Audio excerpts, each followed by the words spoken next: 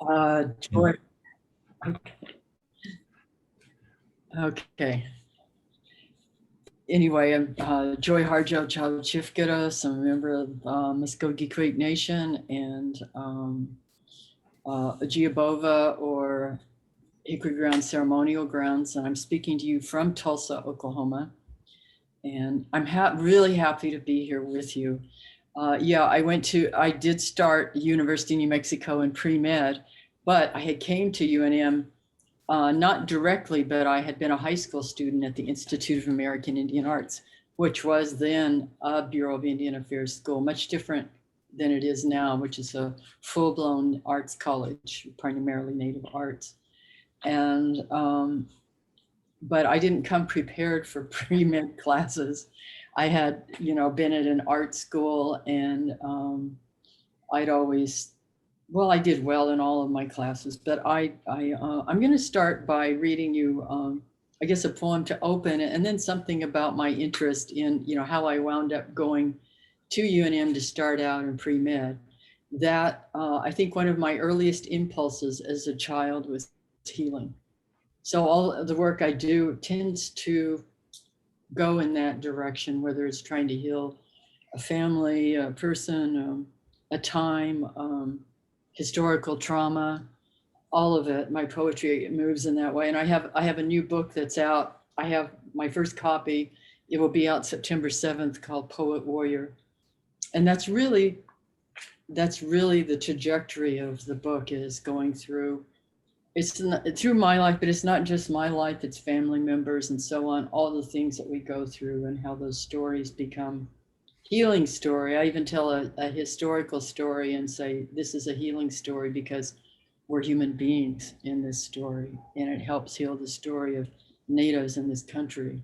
I remember when I was a student at the University of New Mexico, involved in native rights movements and moving back into the arts. I started out, I'm within a few hours of a BFA in art, studio art from UNM, and then poetry took hold. But I remember it was around that time, and I was involved in art and going to a lot of poetry readings and native rights. I mean, we'd even go meet as Kiva Club we'd be in at the meetings with coal companies, uranium companies, and all of this. So all of that was part of where my poetry came from. But I remember thinking, if I do anything else with my life, and I was there, a single mother, 2 kids, and working at the Native Student Center and full load of classes. But if my life, if I get to the end of my life, I want to see that Native people are human beings.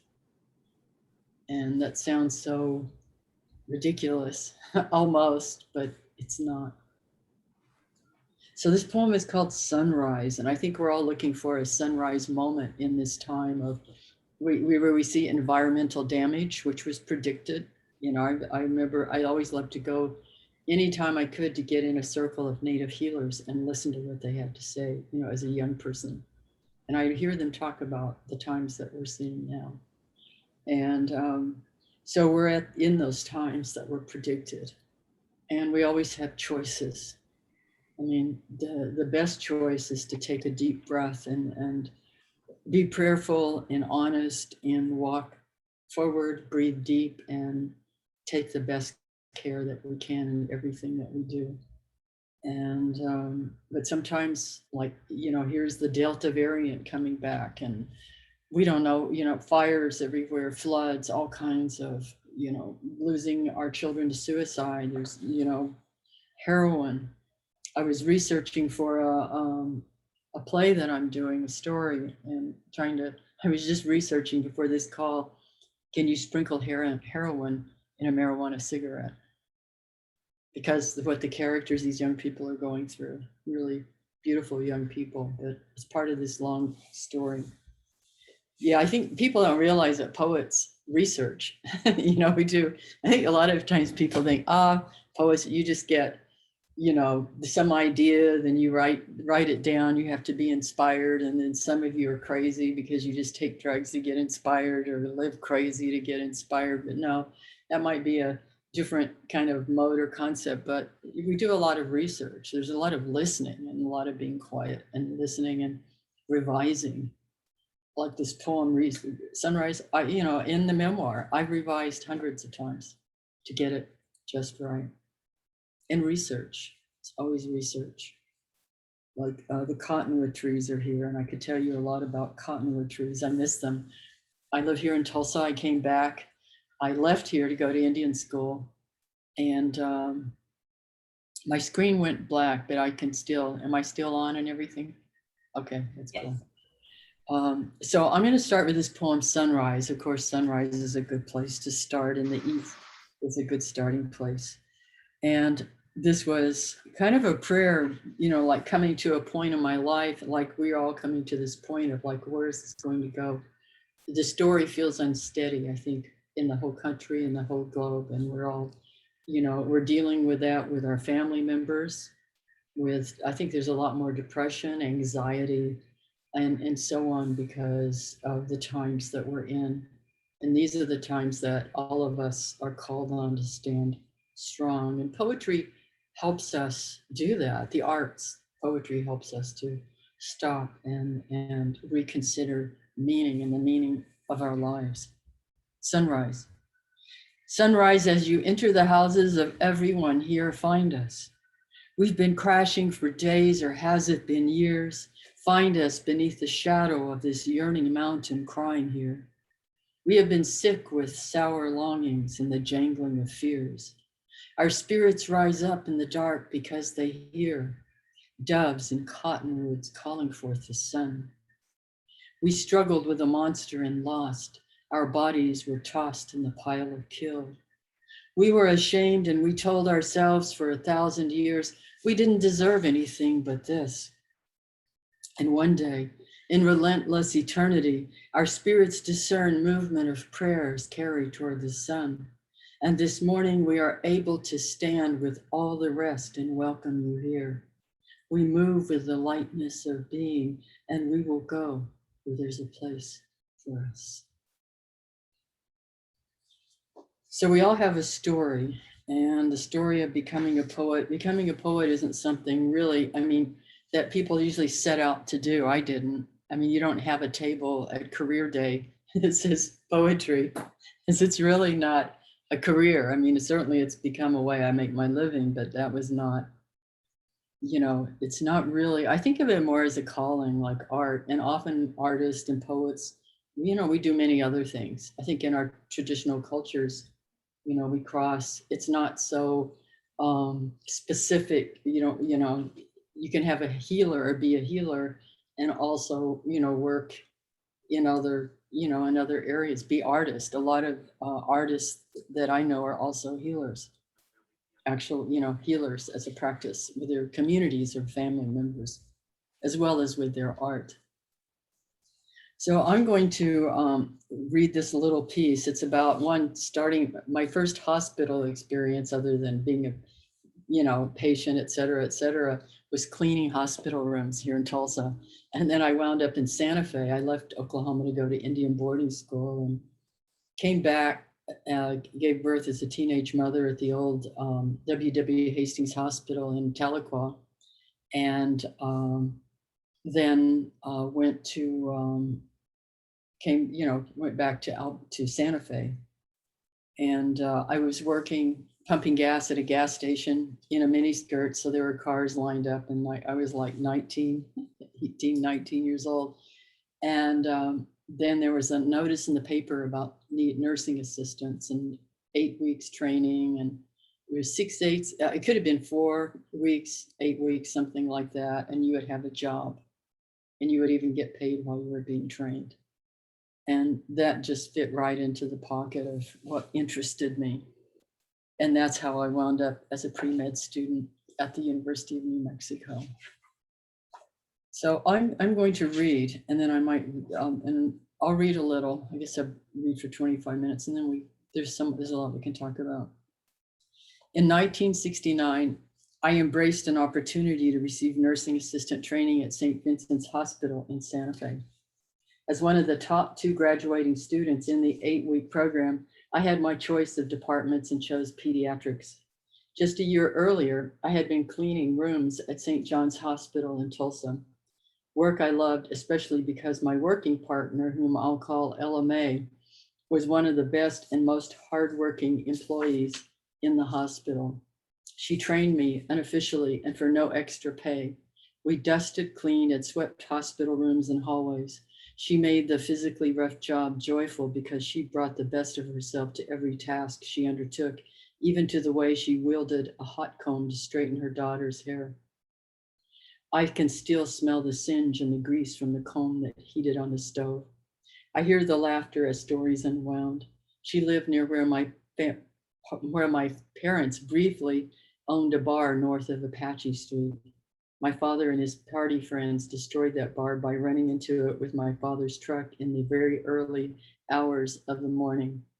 From the cleaner's point of view, which is a very different point of view in a hospital, we had our pulse on all the social levels of the hospital, from the laundry staff in the hot basement to the doctors walking on water through the hallways.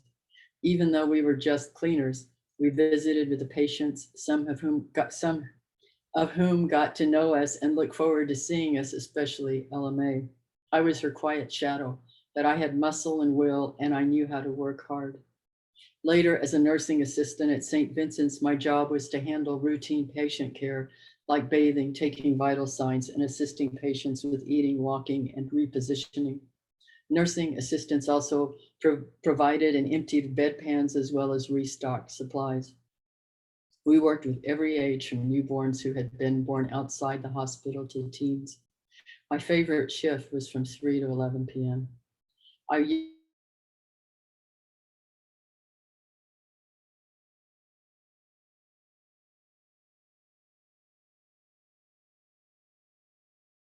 Then I walked Ellis Avenue past the plaza, which was always filled with older Spanish and native men who can be worse gossips than women, to the hospital. I paid gas money to a coworker who always drove me to pick up my son, then home. It's so changed now than how it was in Santa Fe back at that time. This hospital work engaged me in a way nothing else had to that point.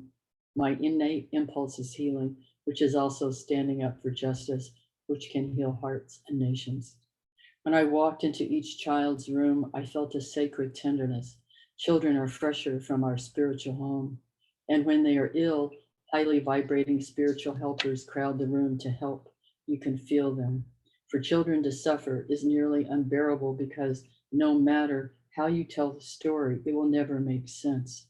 There's no explanation that will ameliorate the suffering of either the children or their parents. There is only and being present in your peripheral being. One night, after all the patients had been fed and had received their medications and visiting hours were over, I sat by the bed of a little boy who was finally beginning to doze. I don't remember the extent of his illness or injuries. I sat there in the twilight, just being with him. The nurse who oversaw the unit came in. She was my favorite nurse there. Her name was Mildred Alderete. I can still feel her walking in with her low-heeled and cushioned white nurse shoes, her particular soft sway. She was always methodical in her observations and words. She looked over the boy and leafed quietly through his most recent sheet of records. Then she turned to me and said something I cannot recall exactly. I hear the lift of her Caribbean patois as she spoke softly. It was something like this. We are meeting here in a sacred place. Healing is a sacred art. I have been watching you and see that this work as a nursing assistant matters to you. Always take care in this gift I perceive in you. I see it in the way you look after the patients. I have no doubt you will do well in your profession. Remember us here when you come back and see us. I had been accepted as a pre-med student at the University of New Mexico and had given my notice to St. Vincent's Hospital. I love my work in the hospital and the care and healing of the patients. Her words kept me steady many times, and I thought I might not make it through the night to the next morning. I took up this work again when I began writing poetry, though I didn't always see it that way. Then I have more prose, but maybe I will stop and read this poem, Running. Because I don't know, I think everybody's journey is a healing journey, whether you're working in the healing arts or as a human being. You know, we're in that constant state. And this poem is called Running.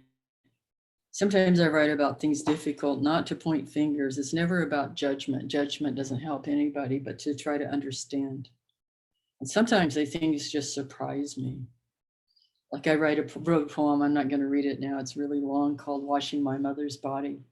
And I realized that she passed in 2011, and I was working away on this book, An American Sunrise, a couple of years ago. And I was totally in my father's family realm, genealogy, stories, removal. I even have a map of the Trail of Tears that side of my family took, and the name of the immigration officer, everything.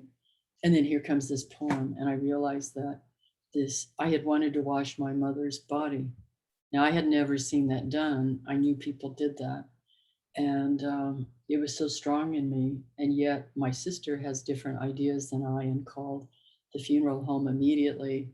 And I remember saying, no, I want to wash her body first. And these men in suits dressed the way that we never dress were standing there. And then I thought, I do not want discord around my mother's passing, because the time is so tender. And this poem came out in which I washed my mother's body in a poem. And that's the power of literature and of poetry. It gave me a place to do what I needed to do. So I think every poem is a kind of ritual. And I think I wrote the poem because I say at the very beginning, it's like, this is something I'm learning. And this might be helpful to you too. One thing too is we were speaking before this, is that I lost a brother-in-law. A brother-in-law I was close to COVID. And what struck me through it all, he was on a ventilator for a little while, and he really wanted to stay. But I remember I would kind of keep in touch with him spiritually, and I knew at one point he was going to go. And but what struck me is, we need to take the families, my husband kept the tradition, even though, like, the night day before he's buried, there's a fire kept going, and the family sits up all night with him. Well, the family kept that tradition, but the body was over in this funeral home far away.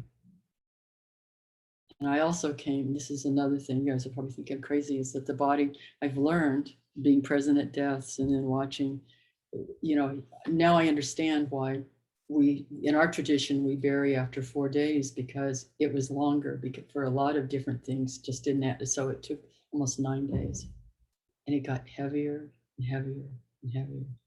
And I also saw, it enabled me to see with the body, that there's an earth, like the body has its own spirit. We have our spirit that leaves, or if it's, not properly taken care of, it might stay here as a ghost, or if it's still tied to things. But there's that spirit. And then I learned by listening to people, but also watching it, is that the body itself has its own spirit that takes care of the body spirit. And I watched how it takes longer. It takes longer to go. But what came to me is, there's still, we need to, like at birth too. I watched from very, young, being a teenage mother, how they would just take the babies away. I remember getting into it at a hospital, UNM, used to be called BCMC, University Hospital, where I went in, and right after I gave birth to my daughter, I got up and walked and said, I want my baby. And then they were like horrified and made me into a troublemaker, because I was young, and what did I know? Yeah. But it's changed, there's slow change, but yeah, we need to claim those, be part of all, the whole story from the beginning all the way through. Anyway, this poem called Running. And I think poetry has helped me. It can help people heal, reading it and also writing it. So this poem popped out, like the washing my mother's body, and is this one here, Running. It's closing time. Violence is my boyfriend with a cross to bear. Hoisted on by the church, he wears it everywhere. There are no female deities in the Trinity. I don't know how I'm going to get out of here, said the flying fish to the tree. Last call. We had it with history. We look for vision here in the Indian and poetry bar, somewhere to the left of hell. Now I have to find my way when there's a river to cross and no boat to get me there, when there appears to be no home at all. My father gone, chased by the stepfather's gun. Get out of here. I've found my father at the bar, his ghost at least, some piece of him in this sorry place. The boyfriend's convincing to a crowd. Right now, he's the spell of attraction. What tales he tells in this fog of thin hope. I wander this sad world we've made with the enemy's roads. The lights quiver like they do when the power's dwindling to a dangling string. It's time to go home. We are herded like stone cattle, like children for the bombing drill. Out the door into the dark street of this old Indian town where there are no Indians anymore. I was afraid of the dark because then I could see everything. The truth of its eyes staring back at me, the mouth of the dark with its shiny moon teeth, no words, just a hiss and a snap. I could hear my heart hurting with my in the dark ears. I thought I could take it. Where was the party? It's been a century since we left home with the American soldiers at our backs. The party had long started up in the parking lot. He flew through the dark, broke my stride with a punch. I went down and came up. I thought I could take being a girl with her heart in her arms. I carried it for justice, for the rights of all Indians. We all had that cross to bear. Those old ones followed me, the quiet girl with the long dark hair, the daughter of a warrior who wouldn't give up. I wasn't ready yet to fling free the cross. I ran and ran to the 2 a.m. streets. It was my way of breaking free. I was anything but history. I was the wind. So I think of writing a poem like that is part of a healing process.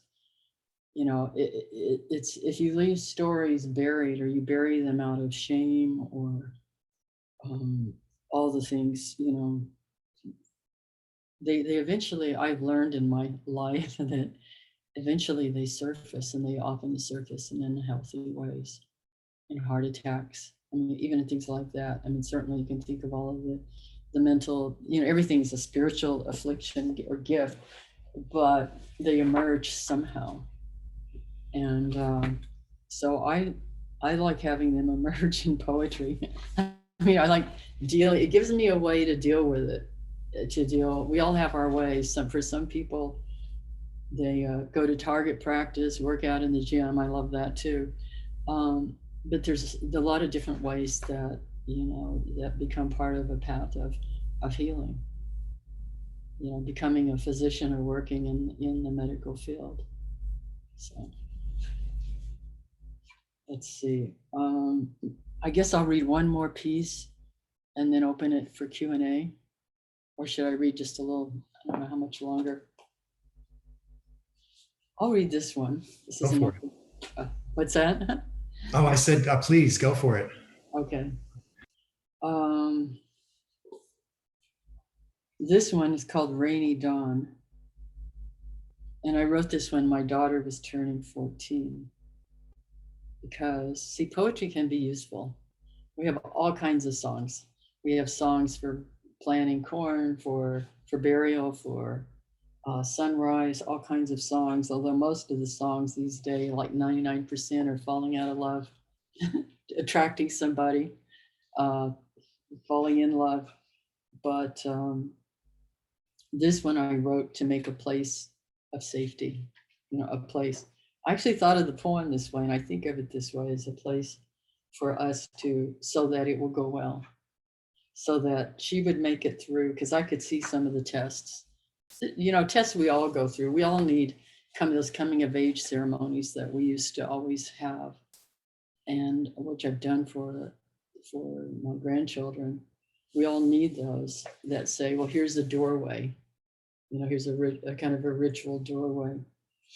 So when Rainey was this, so I went back in my memory to when Rainey was born in Albuquerque at the University Hospital.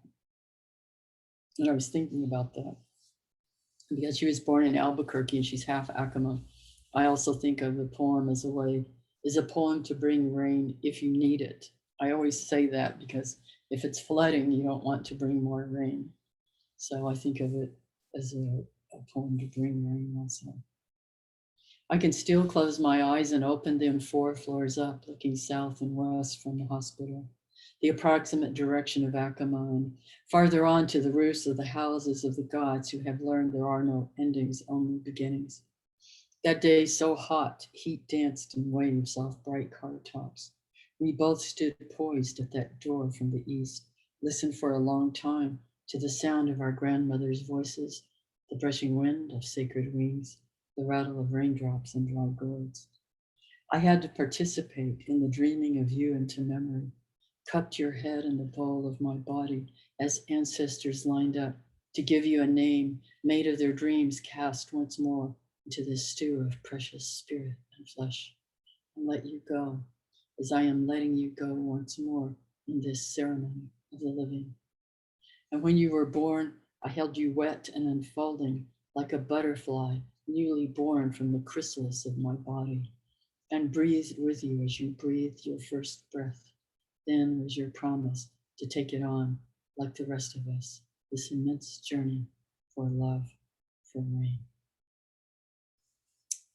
And yeah, she's a beautiful artist. You can find her, Rainy Dawn Ortiz. And she just had a piece featured in Vogue magazine, which is beadwork. She uses Acoma, her grandmother's designs, and then designs from Muskogee and Muskogee people. So I think that poem was helpful. We made it through. You know, you could tell we're here. I mean, we get tested. And sometimes I think Native people are some of the most beloved because we've been tested severely. Somebody really believes in us that we're going to get through things because we're given these tests. Okay, we know you can do it, so we're going to give you some hard ones. Maybe we can end there. I've got a poem I can end with later if you want to. You know.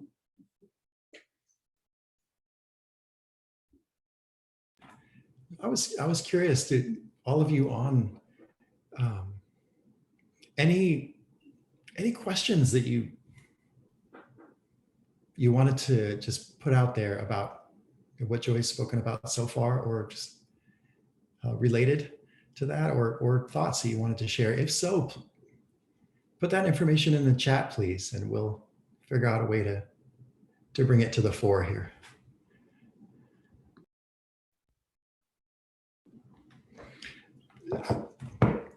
In the meantime, though, I was curious, Joy, if you could you say a few words about your creative process? Is that something that can be described? It's really about listening. It's really about stopping and listening. And I think that gets harder and harder these days. I have watched with internet, you know, of course, you know, my age, I was here when we used typewriters and there was a lot more quiet. You know, we had the radio, we didn't have all the, you know, it was different. And now, I mean, I have to watch internet, you know, I've started limiting to when I look at the internet or do things because it's very addictive. But the emails and all of the requests, it just gets harder and harder to find that listening place. And we have so much on us, you know, work to do. I mean, I have with the poet laureate position, I have this new book out. I had a new anthology of native poetry out. I have a lot of travel. I just taped something that everyone might be interested. It'll be released November with Deb Holland and the Head Librarian of Congress and I talking, because, you know, Deb and I go way back to the University of New Mexico. She was my student at the University of New Mexico in poetry and later worked for me.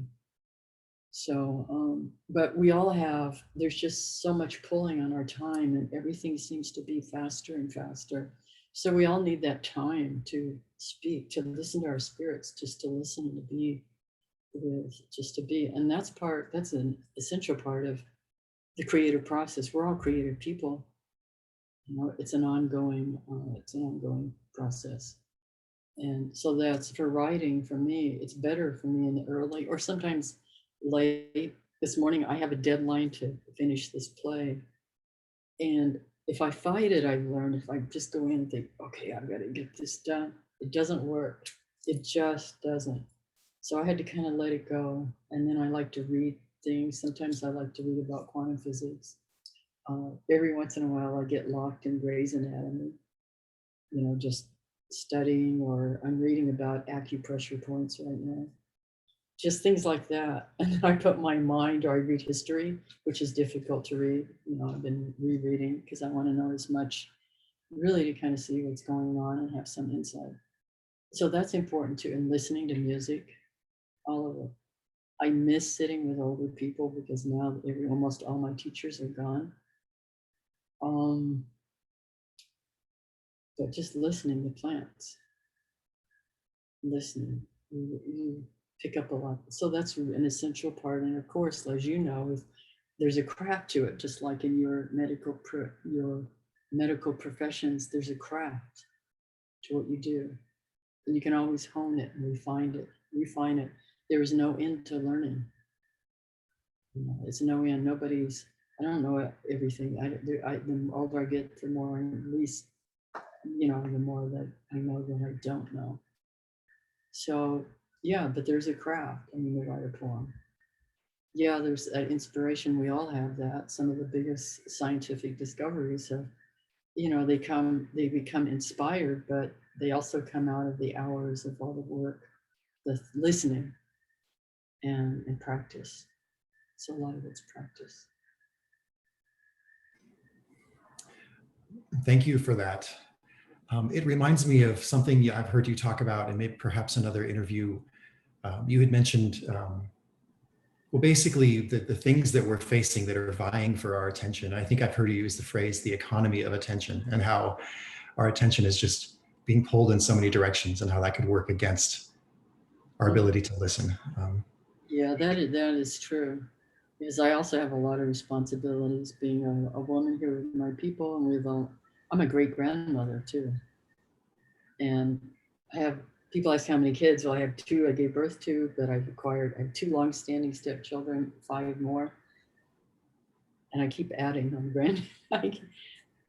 I have a lot of grandchildren and 2 great-grandchildren by birth, but many more I've acquired. So it's all, I kind of, I'm the overseer of all that. And to me, that's important. And that takes up as much as my time as does the poet laureate, or I'm working on, getting this book out and the play, and I just have a new music album out. So I'm always doing that kind of work as well as really being here and all of that. See some questions coming in. Yeah, well, there's a question from Dr. Pierce, and I was wondering, would you want to pose your question, Dr. Pierce? Just unmute and share your question. I have a feeling this one might be better spoken than read. So. Sure. Thank you so much. And thank you so much, Ms. Harjo. My question is really about how active, or really the sort of attention that connection between healing and poetry needs. Do you see that as a connection or relationship that takes work to realize, or is it more of just revealing or listening that to realize the connection between poetry and healing? I'm not sure exactly, except that I know that everything is energy and has resonance. Our words and the sounds in those words, the roots of those words, where they come from, how they're expressed, where exactly they're expressed, how they're put together, either goes towards understanding or towards destruction. And I tend to think healing there's a trajectory that works towards harmony. And I think of, at least, there's all kinds of poetry, all kinds of poetry. And the poetry, I think my poetry and poetry, many others, works towards some kind of, in the poem, I want there to be some kind of understanding that I didn't even have going in. If I know what's going to happen, it doesn't work because I'm learning as I go, or I'm listening. So I don't know if that exactly answers, except that we're trying to find, I don't know that, I don't go to poetry really to answer questions. I mean, we try to, we all of us in whatever profession we're in, try to answer questions that are probably unanswerable in our human minds. But we find, we get involved in a creative permutation that I think ultimately works towards healing. For me, what is healing? It's maybe coming into an understanding. That might be the best way to put it, is to coming into an understanding, which is, I'm going to write that down, so I'll remember that. Yeah, the healing is like coming into understanding that you didn't have before, maybe being with that particular patient or writing that particular poem, or, I think I'll leave that at that. Thank you. Joy, this is Meg. I just thank you so much for all the beauty and wisdom and everything that you're sharing with us today. I want to point out, just in testament to what you just said about that poetry is healing and this understanding we didn't have before. There have been a couple of comments in here about how your beautiful imagery about your daughter and you and the chrysalis and the butterfly, how that was really really inspiring and healing for one person. And then another person mentioned about the washing of my mother's body, that was actually a healing and transformative thing for them just now. So that's, I think that really kind of encapsulates what you're talking about, that people on the network right now are experiencing that just from what you're talking about. And I wanted to point out another question that relates to this topic that you were just mentioning, and about how can we then also kind of intentionally take kind of the healing power of poetry into like therapy, for example, was this one question for addressing things like depression, anxiety, and trauma. I think that's, yeah. Hi, Ashley. Ashley's my cousin. Oh, cool. Okay. Yeah,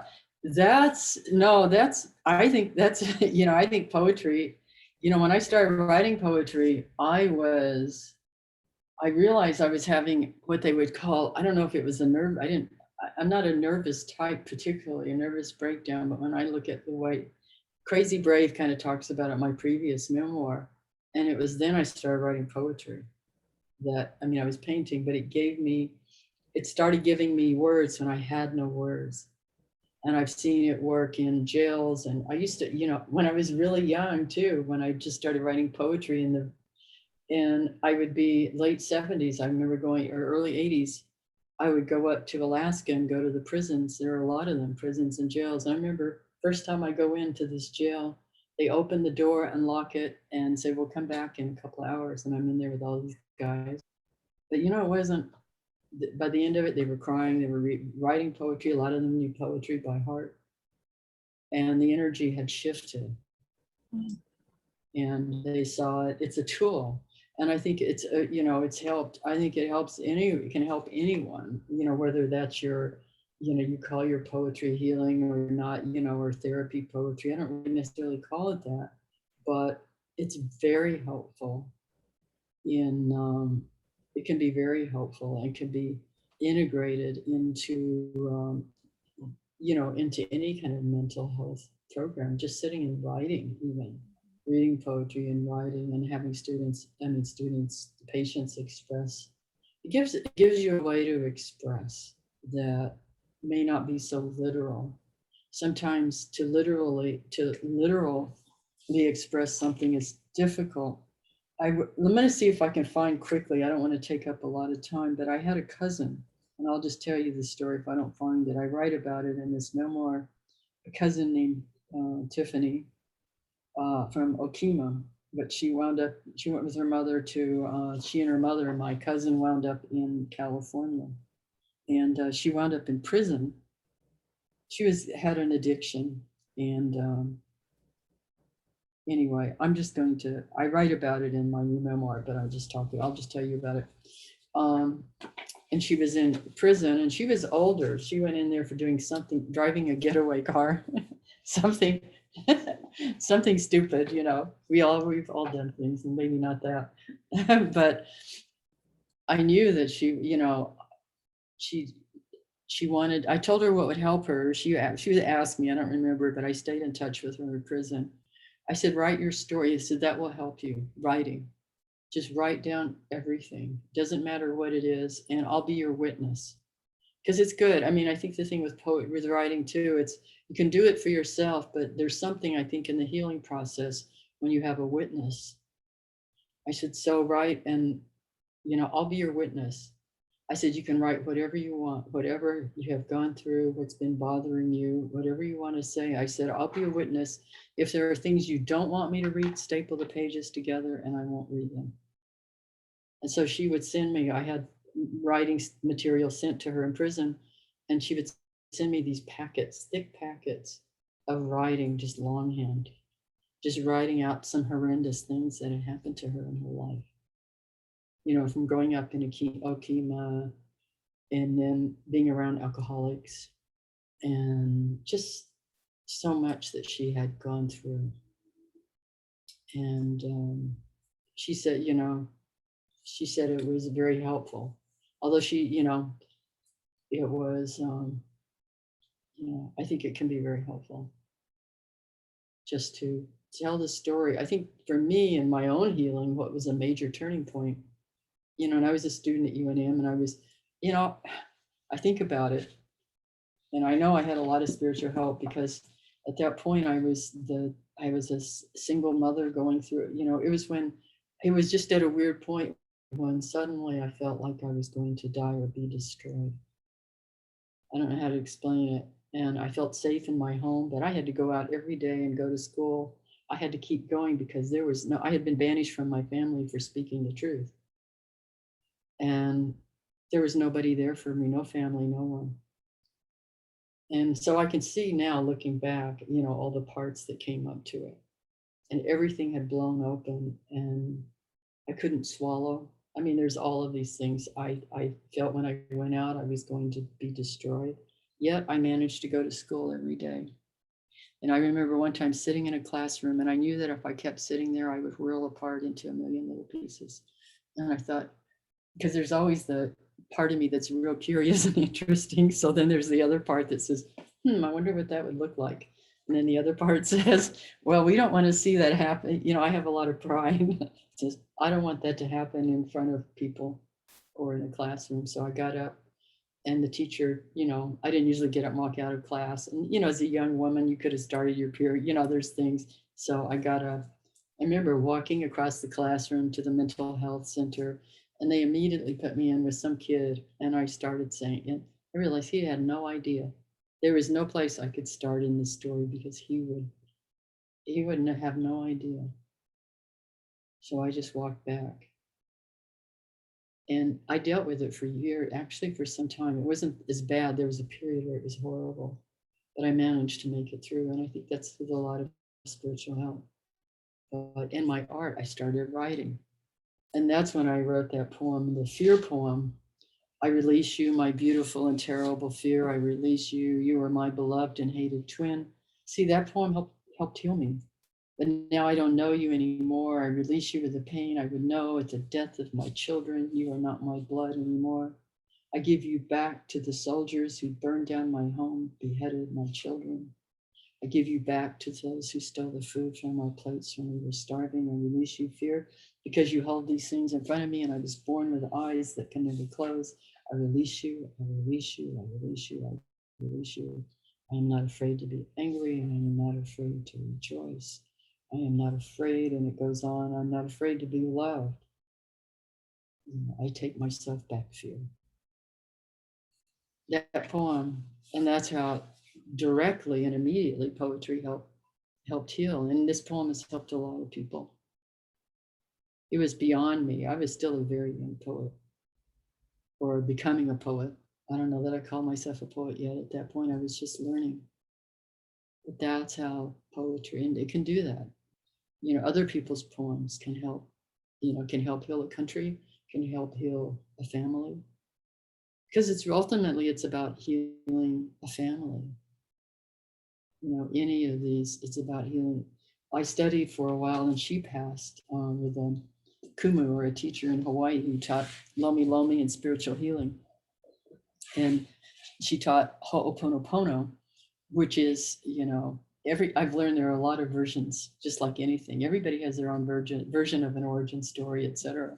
It might stay, or way to do things, because we're all individuals.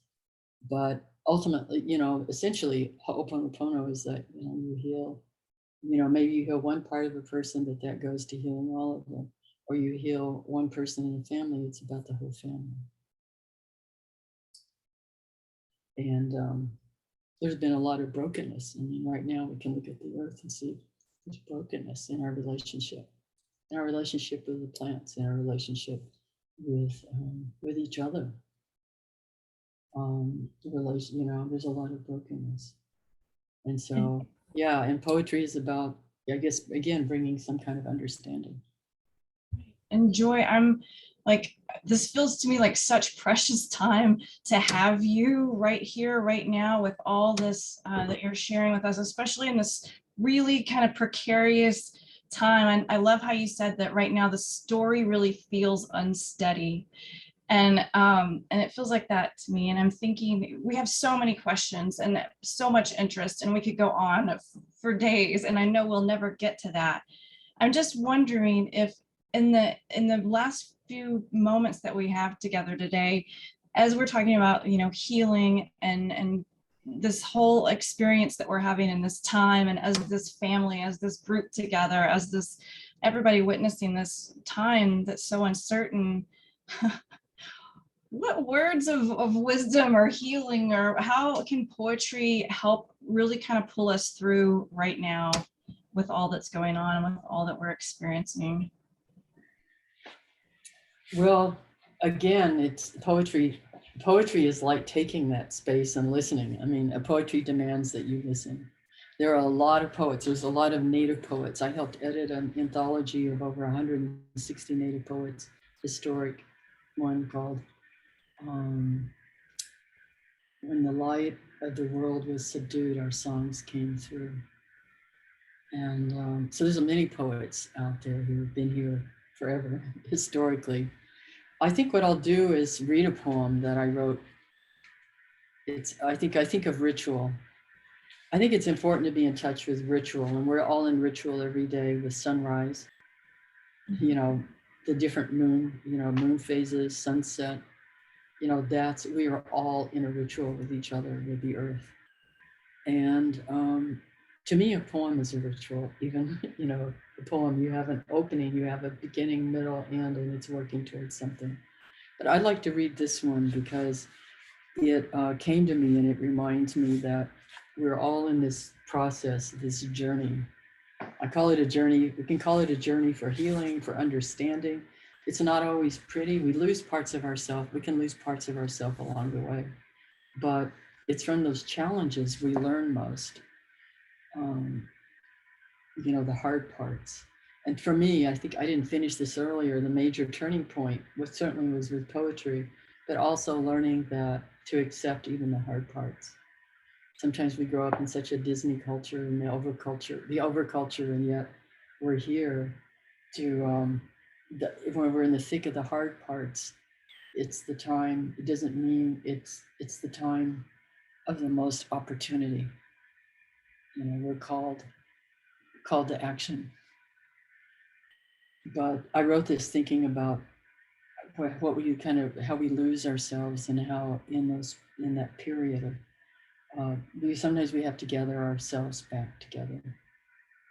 For calling the spirit back from wandering the earth in its human feet.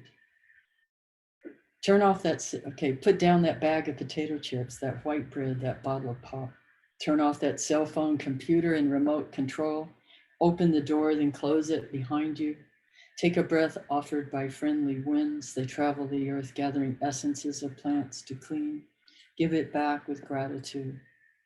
If you sing, it will give your spirit lift to fly to the stars' ears and back. Acknowledge the earth who has cared for you since you were a dream, planting itself precisely within your parents' desire. Let your moccasin feet take you to the encampment of the guardians who have known you before time, who will be there after time. They sit there before the fire that has been there without time. Let the earth stabilize your post-colonial insecure jitters. Be respectful of the small insects, birds, and animal people who accompany you, and ask for forgiveness for the harm we humans have brought down upon them.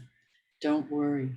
The heart knows the way, though there may be high rises, interstates, checkpoints, armed soldiers, massacres, wars, with those who will despise you because you despise them. They despise themselves. And the journey might take you a few hours, a day, a year, a few years, 100, 1,000, or even more. Do not hold regrets. When you find your way to the circle, to the fire kept burning by the keepers of your soul, you will be welcomed. You must clean yourself with cedar, sage, or other healing plants. Cut the ties you have to failure and shame. Let go the pain you are holding in your mind, your shoulders, your heart, all the way to your feet. Let go the pain of your ancestors to make way for those who are heading in our direction. Ask for forgiveness and call upon the help of those who love you. Call your spirit back. You must call in a way that your spirit will want to return. Speak to it as you would a beloved child. Welcome your spirit back from its wandering. Your spirit will need to sleep a while after it is bathed and given clean clothes. Now you can have a party. Keep room for those who have no place else to go. Make a giveaway and remember, keep the speeches short. Then you must do this. Help the next person find their way to the dark. I cut a little of it out. I realized I was getting near time. But Thank you for reading that. Certainly one of my favorite poems, and I thought about asking you to read that. And there's so many lines to talk about in that poem. But, and that's certainly how I wish I could spend the rest of my day, but I think we have to end in the next minute or two here. So I just want to say thank you so much, Joy. well, thank you for this opportunity. Thank you so much for this opportunity. And I just saw somebody wants to know the name of that poem. It's for calling the spirit back from wandering the earth in its human feet. It's in the book Conflict Resolution for Holy Beings, and it's in my new album too. Anyway, I just want to say I love being in this kind of audience with these. I wish we were here in person sitting together, but maybe we can do that at some point.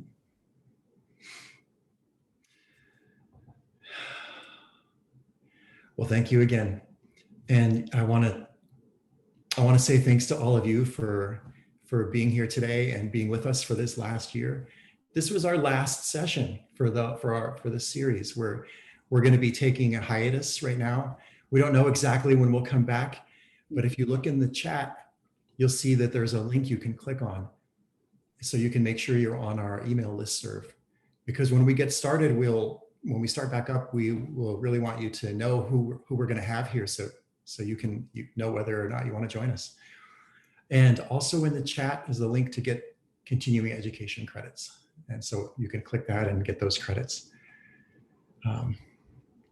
Thank you again to Joy, and thanks to all of you for joining. Take care.